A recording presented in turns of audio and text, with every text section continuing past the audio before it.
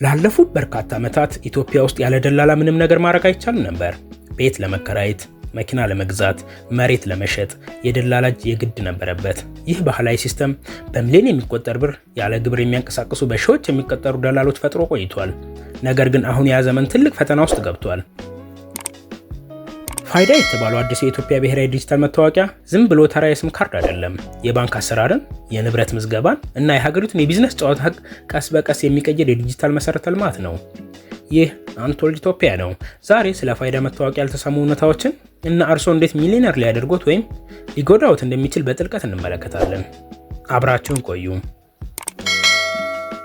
ይህ ሲስተም ደላላን እንዴት ነው የሚያጠፋው? መጀመሪያ ትልቁን ነጥብ እንረዳ።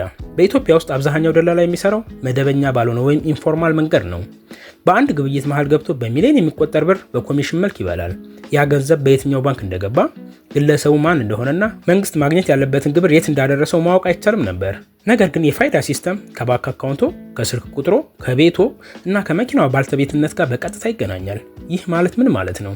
ከአሁን በኋላ መኪናውን ቤት ሲሸጥ የገዢውና የሻጭ ማንነት እንዲሁም በመሃል የገባው ሰው ኮሚሽን በፋይዳ ቁጥር አማካኝነት ለብሔራዊ ባንክና ለገቢዎች ሚኒስቴር ወዲያውኑ ግልጽ ይሆናል። ይህም ያለ ግብር እና ያለ ስም ገንዘብ የሚያንቀሳቅሱ የድሮ ደላሎች ጨዋታ ሙሉ በሙሉ ይዘጋባቸዋል። ታዲያ ደላላው ገበያውን እያጣ ሲሄድ ለሌላው ተራ ኢትዮጵያዊ ምን እድል ያመጣል? እውነተኛው እድል እዚህ ላይ ነው። የፋይናንስ ታሪኩን ወደ ብድር የመቀየር አቅም አለው። ከዚህ ቀደም በኢትዮጵያ ባንኮች ውስጥ ብድር ለማግኘት የቤት ወይም የመኪና መያዣ ወይም ኮላተራል ማቅረብ ግድ ነበር። ይህም አዲስ ሀሳብ ያላቸውን ወጣቶች ወደ ወገን ሲገፋ ቆይቷል። በፋይዳ የተደገፈው የዲጂታል ማንነት ስርዓት ግን አዲስ በር ከፍቷል።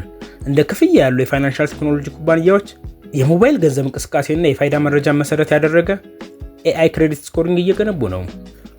ይህም ያለመደበኛ መያዣ ብድር ማግኘትን ለብዙ ሰዎች እውን ያደርገዋል። ይህ ሙሉ በሙሉ በሁሉም ባንክ ስራ የጀመረ ባይሆንም አቅጣጫው ግን ግልጽ ነው። ከዚህ በኋላ ብድር በደላላ ግንኙነት ሳይሆን በዲጂታል ማንነትና በታማኝ የግብይት ታሪክ ላይ የተመሰረተ ይሆናል። ደላላው ገበያውን ሲያጣ በኢትዮጵያ ቢዝነስ ዓለም ውስጥ ትልቁን ድርሻ እነማን ይቆጣጠራሉ? መልሱ ግልጽ ነው። የዲጂታል ማርኬት ፕሌስ ወይም ኦንላይን ማርኬት ፕሌስ ኩባንያዎች ይቆጣጠሩታል። ባህላዊ ደላላ ሲወገድ ገዥና ሻጭ በቀጥታ የሚያገናኙ ዘመናዊ ቴክኖሎጂ ኩባንያዎች ገበያውን ሙሉ በሙሉ ይቆጣጠሩታል። መኪና ለመግዛት ወደ ተራ መሄድ ቀርቶ በፋይዳ መታወቂያ በተረጋገጠ መተግበሪያ ላይ የባለቤቱን እውነተኛ ማንነት እና የመኪናውን ታሪክ አይተው በቀጥታ ግዥ የሚፈጽሙባቸው ሲስተሞች የኢትዮጵያ አዲሶቹ የቢሊዮነር ኩባንያዎች ይሆናሉ። በተመሳሳይ ሰዓት ህጋዊ የሆኑ የሪል ስቴት ኤጀንሲዎች፣ ዘመናዊ ኢንሹራንስ ኩባንያዎች እና ዲጂታል ባንኮች የጨዋታው የበላይ አካል ይሆናሉ። ግልጽነት ባለበት ሁሉ ቴክኖሎጂ ያሸንፋል። የድሮዎቹ በወረቀትና በስልክ የሚሰሩ ደላሎች ቦታውን እያጡ ይሄዳሉ። እንግዲህ የኢትዮጵያ ትልቁ የዲጂታል ሽግግር ይህን ይመስላል። ፋይዳ ዝም ብሎ መታወቂያ ሳይሆን የንብረት ምዝገባ፣ የባንክ አሰራርን፣ የግብይት ግልጽነትን ቀስ በቀስ የሚቀይር መዋቅራዊ መሰረተ ልማት ነው። ይሁን እንጂ እንደዚህ አይነት ብሔራዊ ባዮሜትሪክ ስርዓት በሌሎች ሀገራትም ለምሳሌ እንደ ህንድ ተመሳሳይ ክርክርን ፈጥሯል። የግል መረጃ ደህንነትና የመንግስት ክትትል ስጋት እውነተኛ ጥያቄዎች ናቸው። ፋይዳ የራሱ የመረጃ ጥብቅ ህግ ቢኖረውም ይህ ውይይት ግን ገና አላበቃም። አሁን ተራው እናንተ ነው። ይህ አዲሱ የፋይዳ ስርዓት እውነተኛውን ደላላ ያዳክመዋል ብላችሁ ታምናላችሁ? ወይንስ ደላላው አዲስ የቴክኖሎጂ መንገድ ፈልጎ መግባቱ አይቀርም? ከሁሉም በላይ ይህ ሲስተም ለእርሶ የብድርና የቢዝነስ እድል ይከፍቷል ብለው ያስባሉ? ወይንስ የግል ምስጢር ይጋለጣል ብለው ያሰጋዎታል? የእርሶን ሀሳብ በኮሜንት ያጋሩን። ይህን ቪዲዮ ከወደዱት ላይክ በማድረግ ለሌሎች እንዲደርስ ያግዙን።